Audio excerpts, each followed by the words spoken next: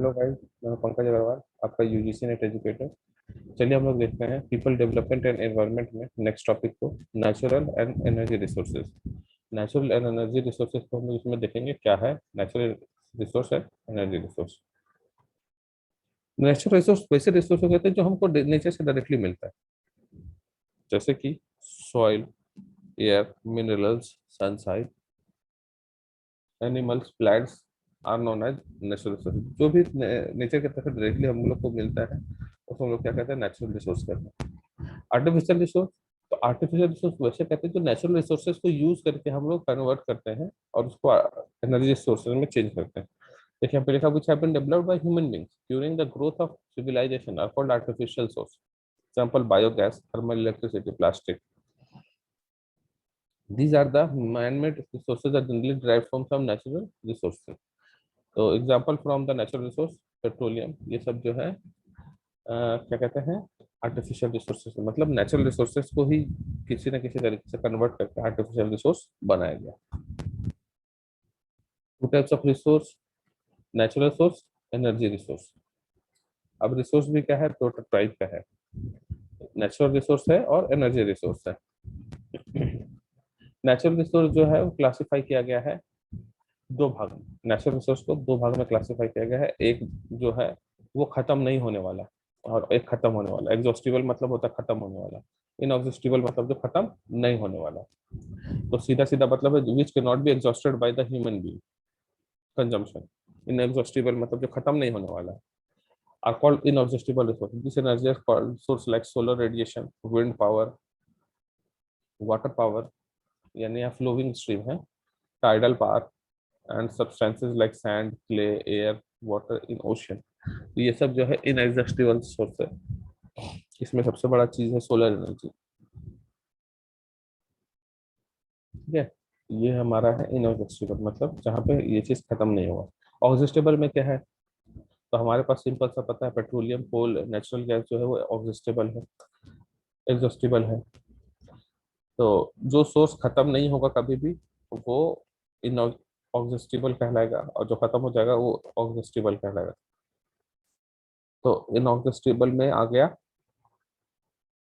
Solar, wind, water, tidal and sand, clay, air, water, ये सब आ जाएगा इन ऑक्सिस्टिबल में। ऑक्सिस्टिबल में आ जाएगा तीन नाम जो बेसिकली बहुत फेमस है, कोल, पेट्रोलियम एंड नेचुरल गैस। तो ये हो गया दो टाइप का नेचुरल रिसोर्स। अब आता है renewable resources. Some of the exhaustible resources are naturally regenerated after consumption and are known as renewable source। तो मतलब कुछ ऐसा exhaustible source जो है जिसको हम लोग नेचुरली रिजेनरेट कर सकते हैं उसके कंजम्पशन के बाद, उसको क्या कहा जाता है, रिन्यूएबल सोर्स। एग्जांपल में दिया है forest trees and plants that are make a forest may be destroyed but new ones grow in their places। मतलब एक एग्जांपल दिया रिन्यूएबल सोर्स में जो ऑक्सिस्टेबल भी है और जिसको हम लोग वापस उसको रीजनरेट कर सकते हैं। कैसे, तो फॉरेस्ट ट्री जो है, अगर मान ली किसी जगह पे जरूरत है तो फॉरेस्ट ट्री को काट के हम लोग उस फॉरेस्ट ट्री को कहीं दूसरी जगह शिफ्ट कर सकते हैं, या फिर वही फॉरेस्ट ट्री को काट के, उन ट्रीज को काट के दूसरे ट्रीज को लगा सकते हैं। तो ये दूसरे पौधा का लगा सकते हैं प्लांट्स को, जो ट्री बाद में बन जाएगा। But if the forest is totally cut down to get land for construction of buildings it lost forever. तो कहने का मतलब ये है कि अगर हम लोग ट्री को, जंगल को काट दिए, हमेशा के लिए काट दिए और फिर कभी पेड़ ना लगाए, तो क्या हो जाएगा, वो जंगल हमेशा के लिए खत्म हो जाएगा। Some other examples are like fresh water, fertile soil, forest। ये सब जो है वो रिन्यूएबल सोर्स है, बट एग्जॉस्टिबल भी हो सकता है ये, अगर हम लोग उस पर प्रॉपर ध्यान ना दें। लेकिन फ्रेश वाटर जो है हम लोग ड्रिल करके अर्थ के सरफेस से 50, 100 फीट, 200 फीट ड्रिल करके हम लोग वाटर निकाल रहे हैं, जिसका परिणाम आज देख सुनते ही होंगे कहीं ना कहीं कि ग्राउंड वाटर लेवल जो है वो डिक्रीज कर गया पूरा। तो क्या है, हम लोग उसको एग्जॉस्ट कर रहे हैं। अगर हम उसको रिफिल करते हैं हम लोग रेन वाटर हार्वेस्टिंग से, तो हम लोग का वो एग्जॉस्ट नहीं होता। तो यही सब चीजें यहाँ पे हो रहा है।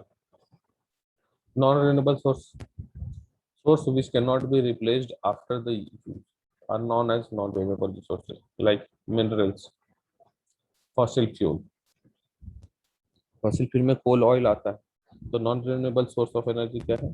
ऐसा सोर्स जिसको हम लोग यूज करने के बाद कभी वापस नहीं ला सकते, वो क्या कहलाएगा? Non renewable source of energy. Even wild life species, rare plants, ये सब भी नॉन नॉन रिन्यूएबल सोर्स में आता है। टाइप्स ऑफ एनर्जी रिसोर्सेज आता है conventional and non conventional. Conventional source of energy which are easily available and have been in uses for a long time, जो easily available है और जिसको लंबे समय तक हम लोग यूज कर सकते हैं या यूज करते आ रहे हैं, उसी को हम लोग क्या कहते हैं? कन्वेंशनल सोर्स ऑफ एनर्जी कहते हैं। Non conventional source of energy that are other than usual or the different from the those common practice। ऐसा एनर्जी जो हम लोग कॉमन प्रैक्टिस में यूज नहीं करते हैं, उसको क्या कहते हैं? Non conventional. जो हम लोग रेगुलरली यूज करते हैं और लंबे समय से करते आ रहे हैं, वो कन्वेंशनल हो जाएगा। जिसको हम लोग बहुत कम यूज करते हैं या बहुत रेयरली यूज करते हैं, नॉन कन्वेंशनल एनर्जी कहते हैं। अब यहाँ पे देखिए क्या क्या है, ग्रुप बना दिया कन्वेंशनल एनर्जी में। Conventional non renewable energy, conventional renewable energy. तो ये ग्रुप बना हुआ है, आप इसको अच्छे से देख लीजिएगा। ये चार्ट बना के समझ लीजिए, टेबल बना के। ये नॉन कन्वेंशनल एनर्जी में क्या क्या आता है? Solar energy, hydel energy, wind energy, nuclear energy, hydrogen energy, geothermal, biogas, tidal and biofuel. ये हो गया नॉन कन्वेंशनल एनर्जी, क्योंकि हम लोग बहुत लिमिटेड तौर पे इसको यूज करते हैं। कन्वेंशनल जो पहले से यूज करते हैं और अभी भी यूज कर रहे हैं, उसमें दो कैटेगरी रखा गया है, नॉन रिन्यूएबल और रिन्यूएबल। नॉन रिन्यूएबल में आएगा फॉसिल फ्यूल्स, रिन्यूएबल में आ जाएगा लाइक ग्राउंड वाटर, फिर solar energy, tidal energy, water energy, जो फ्लोइंग एनर्जी होता है वो सब। ये सब यहाँ पे आपका एग्जांपल लिखा गया है। Firewood, cattle dung, vegetable waste, wood charcoal. ये पूरा का पूरा एग्जांपल जो अभी तक हम लोग कंप्लीट किए। नेक्स्ट है फॉसिल फ्यूल। फॉसिल फ्यूल बहुत कॉमन चीज है जो हम लोग यूज करते हैं। Fossil fuel or fossilized remain the plants and animals which over millions of years have been transformed into coal, petroleum products and natural gas। तो fossil fuel क्या है? प्लांट और एनिमल का फॉसिलाइज्ड रिमेन है, मतलब जो मरने के बाद का जो बॉडी होता है, जो डिके हो जाता है, तो वही है वो, जो मिलियंस ईयर रह के ट्रांसफॉर्म हुआ है किसमें? कोल में और पेट्रोलियम में। इसी तो जैसे कि मान लेते हैं, सपोज करें कि पहले बहुत सारे एनिमल्स थे अर्थ पे या ह्यूमन बींग। वो क्या हुआ कि जब सपोज कर ले ये धरती के अंदर चले गए किसी न किसी रीजन से, जैसे आपको पता होगा कि कोई मर गया, तो जैसे डायनासोर बहुत सारे मरे थे, तो डायनासोर सरफेस पे रहे। अब वो धीरे धीरे क्या हुआ, मिट्टी उस पर चढ़ते गया चढ़ते गया चढ़ते गया, डिके होके वो क्या हुआ, अर्थ के सरफेस से ग्राउंड पे चला गया, लोअर लेवल पे चला गया, नीचे चला गया। अभी वही डीके होके क्या बन गया? ऑयल बन गया, पेट्रोलियम बन गया एंड कोल बन गया, नेचुरल गैस बन गया। तो वही है कि ह्यूमन बींग और प्लांट्स जो है वो मिलियंस ऑफ ईयर्स अर्थ पे रह के वो क्या बन गए? फॉसिल फ्यूल बन गए। Coal the most abundant fossil fuel abundant fossil fuel, it is widely used for the combustion of cooking and industrial activities।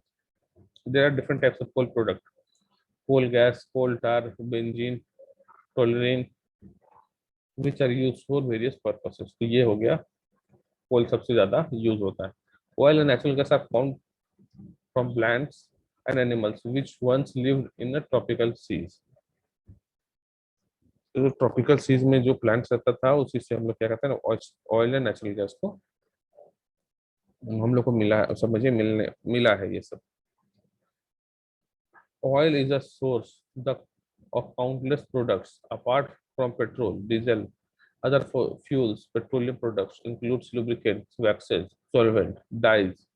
Petroleum reserves are supposed to last for another 100 year or so। मतलब बहुत सारा ऐसा petroleum products है जो आने वाले समय में लास्ट कर जाएगा। लास्ट करने का मतलब ये है कि ये खत्म हो जाएगा। जैसे कि non renewable source of energy है, तो जब एक बार ये खत्म हो जाएगा तो हम इसको फिर यू इसको हम लोग फिर कभी भी यूज नहीं कर पाएंगे, और कभी देख नहीं पाएंगे फ्यूचर में, अगर ये एक बार खत्म हो जाए तो। चलिए देखते हैं नेक्स्ट। नेक्स्ट है in natural gas is often found with petroleum. The gas mainly contains methane. Natural gas में कौन सा गैस होता है, ये ऑब्जेक्टिव क्वेश्चन बनने के लिए हो गया यहाँ पे, मीथेन होता है। Apart from serving as a fuel in several industries, it being increasingly used as a domestic fuel in many countries including India. In United States of America is the largest producer of as well as consumer of natural gas. तो USA जो है natural gas का सबसे बड़ा producer भी और consumer भी है। तो नेचुरल गैस में सबसे ज्यादा गैस कौन सा होता है, ये होता है मीथेन का। Nowadays big cities and towns it is being supplied through pipelines which are called pipe natural gas PNG. अभी देखे होंगे कि बहुत सारा पाइप लगाया जा रहा है नेचुरल गैस के सप्लाई पे।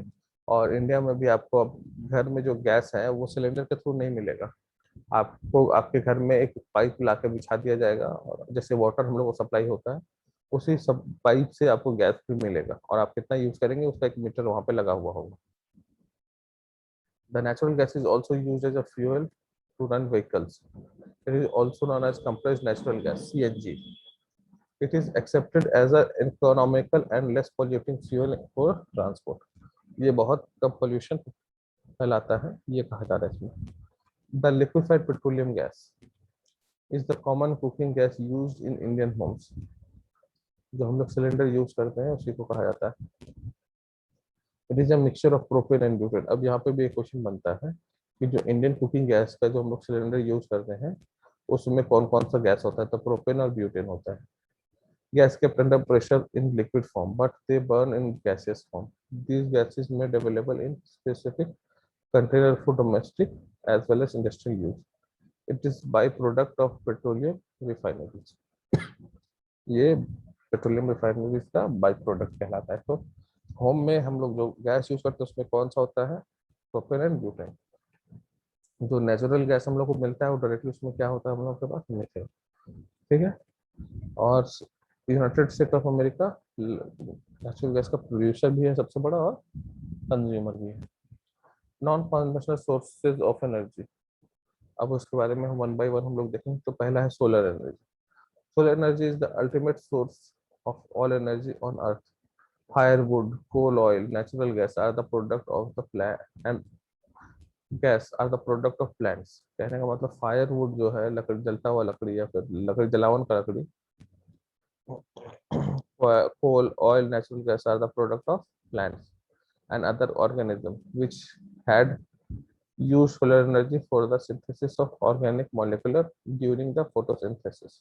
तो कहने का मतलब जो है जो भी हम लोग को सोलर एनर्जी से मिलता है, जैसे क्या मिलता है सोलर एनर्जी, तो पहले हम लोग को सोलर एनर्जी ही मिलता है जिसको हम लोग कन्वर्ट करते हैं फोटोवोल्टाइक सेल में। उसके बाद जितना भी हम लोग को फायरवुड मिलता है, मतलब जो भी लकड़ी मिलता है जिसको हम लोग दरवाजा बनाते हैं, घर बनाते हैं, कैरम बोर्ड बनाते हैं या कुछ भी बनाते हैं लकड़ी का जो सामान, वो कहीं ना कहीं सन के फोटोसिंथेसिस, सन के सोलर एनर्जी से फोटोसिंथेसिस करके वो अपने आप को ग्रो किया पेड़, जिसकी वजह से हमको लकड़ी मिला। तो कहने का मतलब जो भी चीज हम लोग एनर्जी यूज कर रहे हैं उसमें कहीं ना कहीं सोलर एनर्जी का डायरेक्टली और इनडायरेक्टली हम लोगों को उसका हेल्प मिलता है। Even today it will turn out to be most important answer to problems to energy except nuclear energy. तो कहने का मतलब जो है न्यूक्लियर एनर्जी के अलावा अगर कुछ सबसे बड़ा एनर्जी सोर्स है जो हम लोग के पास अभी अवेलेबल है वो क्या है, सोलर एनर्जी। कुछ एडवांटेजेस है, एबंडेंट है मतलब बहुत मात्रा में है, ये कभी खत्म होने वाला नहीं है, इट इज अवेलेबल ऑलमोस्ट हर जगह अवेलेबल है, और फ्री फ्रॉम पॉलिटिकल, यानी फ्री फ्रॉम पॉलिटिक्स हो जाएगा। मतलब इसमें कोई पॉलिटिक्स नहीं कर सकता कि हम तुमको धूप कम देंगे और हम तुमको धूप ज्यादा देंगे। हो सकता है कि वाटर में हो, वाटर में पॉलिटिक्स हो सकता है, बट सनलाइट में, सोलर एनर्जी में पॉलिटिक्स नहीं हो सकता। नेक्स्ट है हाइडल या hydro energy. Generation of electricity by using force of falling water is called hydro electricity और हाइडल पावर। मतलब पानी से जो हम लोग इलेक्ट्रिसिटी प्रोड्यूस करते हैं उसी को हाइड्रो एनर्जी कहा जाता है। It is cheaper than thermal और न्यूक्लियर पावर। ये थर्मल और न्यूक्लियर पावर से सस्ता होता है। For its generation dams are built to store water which is made to fall to rotate turbine that generates electricity. तो इसके लिए डैम्स बनाया जाता है, और डैम्स में क्या होता है, एक स्टोर बनाया जाता है वाटर का, जहाँ पे टर्बाइन को रोटेट करके इलेक्ट्रिसिटी बनाया जाता है। तो हाइडल या हाइड्रो एनर्जी क्या है, जहाँ पे पानी से हम लोग बिजली बना रहे हैं। Next, wind energy. Wind energy भी हम लोग के पास कॉन्वेंशनल एनर्जी है, बट इसका अमाउंट जो है बहुत ज्यादा है, ये कभी खत्म होने वाला नहीं है। हाँ, पॉल्यूट हो सकता है बट खत्म नहीं होगा। Wind is an energy can be utilised in our daily life by converting it into mechanical energy. Wind energy को भी हम लोग बहुत जगह यूज करते हैं, और इसे मैकेनिकल एनर्जी में कन्वर्ट करके यूज करते हैं। जैसे कि हम लोग पवन चक्की यूज करते हैं। This mechanical energy used to generate electricity, raise water from wells, and rivers for irrigation and other purposes. तो विंड एनर्जी को यूज करते हैं, क्या क्या काम, इलेक्ट्रिसिटी जनरेट होता है, वाटर लेवल को इंक्रीज करते हैं कुएं को, और रिवर्स में इरिगेशन के लिए यूज करते हैं। Windmills have been in use since early times to provide power of grinding grains. तो विंड एनर्जी, विंड मिल को यूज करते हैं हम लोग ग्रेन्स को ग्राइंड करने के लिए, जैसे कि धान से चावल निकालते हैं, कुछ ऐसा कह सकते हैं, गेहूं से आटा बनाते हैं। It is also use for grain cutting and shelling. In India large number of wind mills are being constructed on a sea beach and hill area. Sea beach और हिल एरिया में विंड मिल्स को लगाया जा रहा है, क्योंकि पता होगा कि सी बीच में हवा जो का जो फोर्स होता है वो ज्यादा होता है, और हिल एरिया में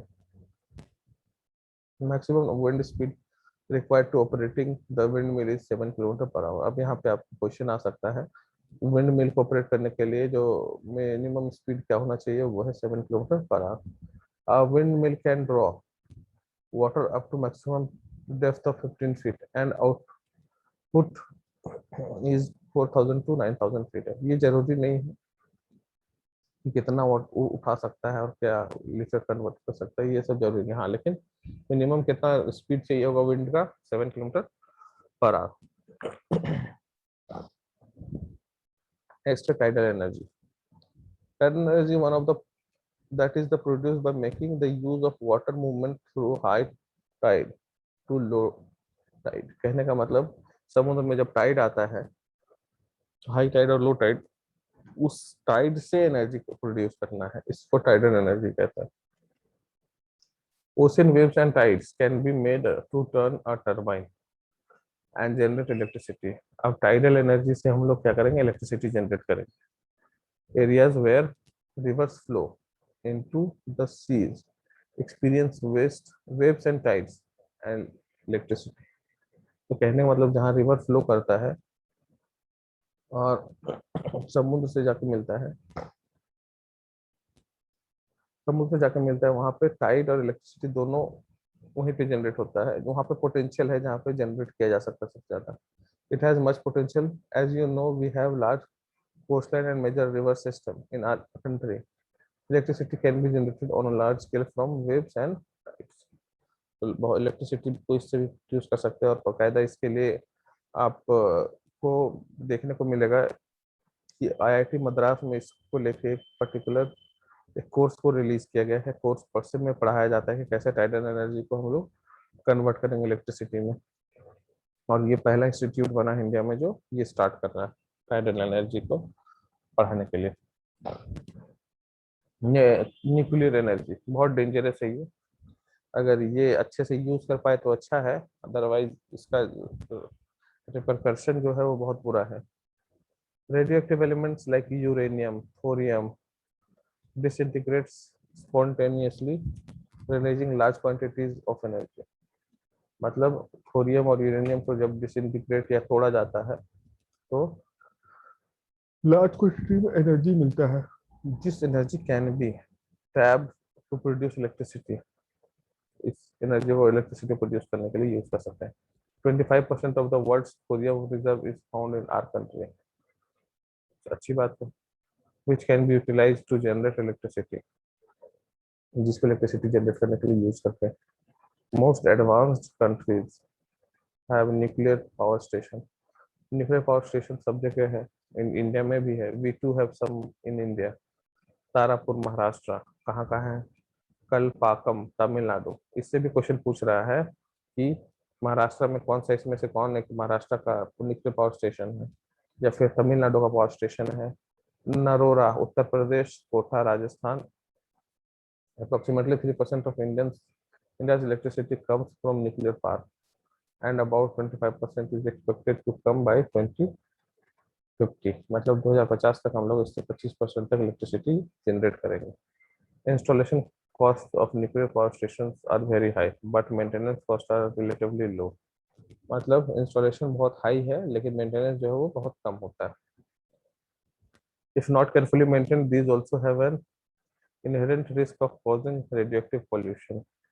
तो इसको अच्छे से यूज नहीं किया गया, इसका जो रिपरकशन है या इसका जो साइड इफेक्ट है बहुत बुरा है। ये है न्यूक्लियर एनर्जी के बारे में। Next, hydrogen energy. Hydrogen energy हम लोग देखते हैं सूरज में, सन में। Hydrogen is the primary fuel for the hydrogen based fuel cell and power plants. Power can be generated for industrial residential transport purpose by using hydrogen. आपको पता होगा कि हाइड्रोजन से पहला कंट्री ऐसा है जर्मनी, जो हाइड्रोजन बेस्ड फ्यूल से ट्रेन चलाया है। तो कुछ इस तरीके से अब हम लोग हाइड्रोजन एनर्जी पे भी स्विच करना चाह रहे हैं ताकि इससे पोल्यूशन जो है हमारा कम हो। अब इस पर रिसर्च चल रहा है कि हम लोग हाइड्रोजन को कैसे कंजर्व करके, जैसे हम लोग पेट्रोल डालते हैं गाड़ी में तो पेट्रोल को टंकी में रखते हैं, तो हाइड्रोजन को कैसे हम लोग गाड़ी में रख सकते हैं या कार के टंकी में रख सकते हैं। तो उस तरीके से भी रिसर्च चल रहा है। अगर ये भी सक्सेसफुल हो जाएगा तो हम लोग आने वाले फ्यूचर में हाइड्रोजन एनर्जी के बारे में देखेंगे कि क्या हाइड्रोजन एनर्जी से यूज हो रहा है सब कुछ। नेक्स्ट है जियोथर्मल एनर्जी। ये बहुत फेमस एनर्जी अभी है।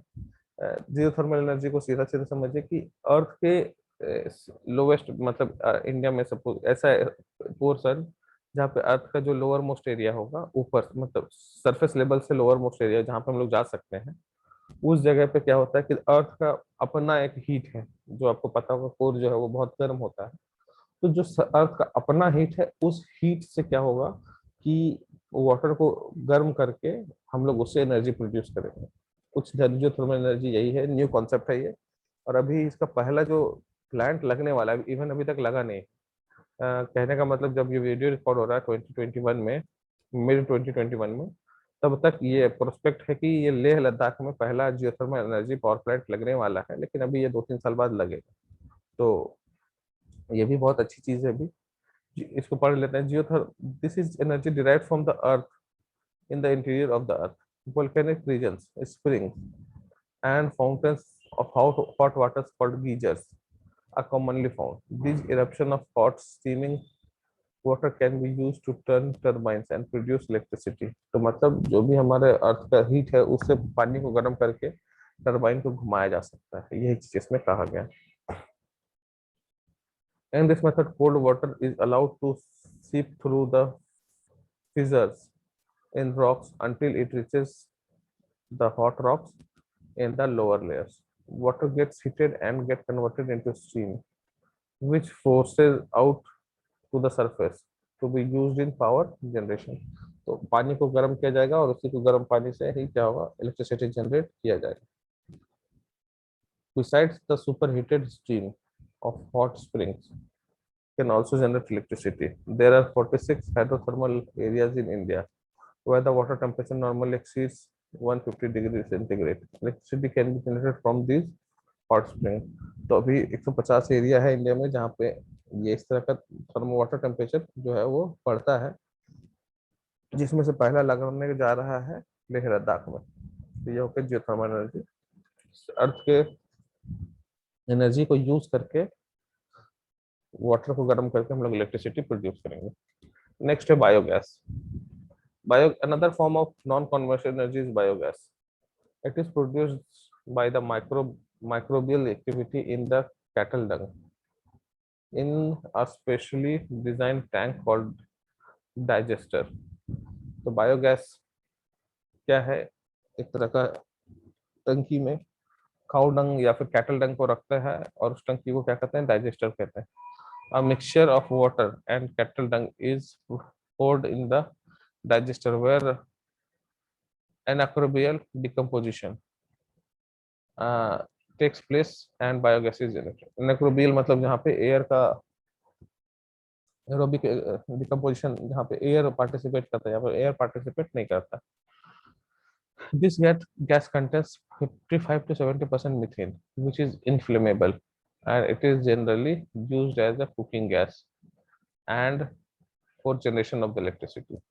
तो ये जो 55 to 70% गैस है, इसको हम लोग इन्फ्लेमेबल गैस कह सकते हैं, जिसको यूज करते हैं हम लोग इलेक्ट्रिसिटी जनरेट करने के. The waste left in the tank after the generation of biogas, it is used as manures. तो कहने मतलब जब ये खत्म हो जाता है, इसका कैपेसिटी मीथेन प्रोड्यूस करने का, तो इसको हम लोग खाद के तौर पे यूज कर सकते हैं. दस biogas plants provides with the both fuel and manure. Biogas plants become very popular in rural India. और बायोगैस प्लांट जो है वो बहुत पॉपुलर हो गया रूरल इंडिया में. ये हो गया biogas. Next biofuel. Biofuel hydrogen present in such plants can be converted into petroleum hydrocarbons. This liquid hydrocarbon is biofuel. तो कहने का मतलब क्या, बायोफ्यूल कैसे बनता है, तो हाइड्रोजन हाइड्रोकार्बन है कुछ प्लांट्स में, उसको कन्वर्ट करके पेट्रोलियम बनाया गया है, पेट्रोलियम हाइड्रोकार्बन, उसी को कहा गया है बायोफ्यूल.